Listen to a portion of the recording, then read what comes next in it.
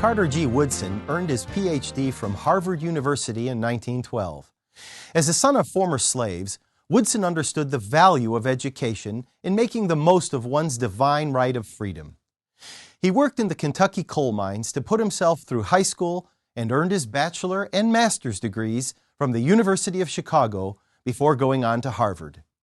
During the course of his studies, it troubled Woodson to find that Black Americans were rarely mentioned in American history books. And when they were, it was never in a way that reflected their positive impact on the social, political, and economic development of our country. He determined to do something about that. In 1915, Woodson established what is today the Association for the Study of Afro-American Life and History. In 1916, he founded the Journal of Negro History and later the Negro History Bulletin.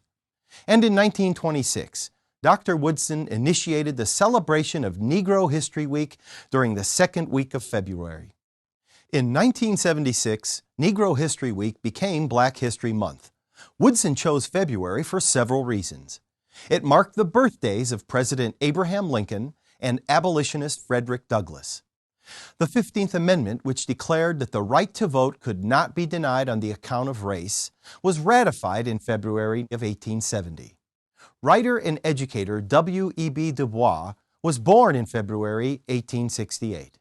The first Black U.S. Senator, Hiram Revels, took his oath of office in February 1870.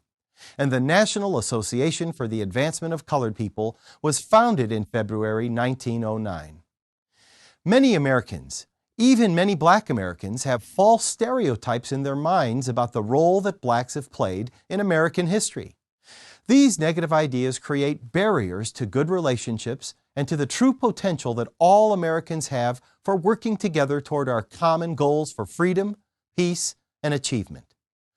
Black History Month focuses on the positive history, achievements, and contributions to American ideals that blacks have made throughout our history. And that helps dispel the negative concepts and stereotypes that are bound to take root when the truth is not given the light of day. Young blacks need to know about the many positive achievements of black men and women in every field or endeavor. Indeed, all young people of every race and ethnic background need positive role models to inspire and encourage them and spur them on. Knowing what others have done inspires confidence in young people to know that they can achieve worthwhile things too. All Americans benefit from better understanding the positive contributions of other ethnic groups. When we understand one another better, we are that much closer to having positive relationships with one another. The experience of Black Americans in our history is a further inspiration to all Americans that no matter how difficult the struggle, no matter what the odds, when we don't give up, when we stand together firmly for the right and the truth, great things can happen. And there's nothing more American than that. The U.S. Civil Rights Movement was born in Christian faith and values. The early leaders of the movement were Christian ministers, black and white alike, who saw injustice and worked in nonviolent ways to bring the love of Jesus Christ to bear on a system that was reflecting neither the gospel nor the deepest values of the U.S. Constitution.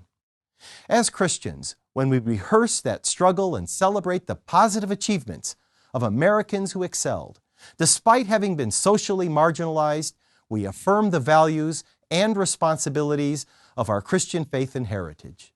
I'm Joseph Tkach, speaking of life.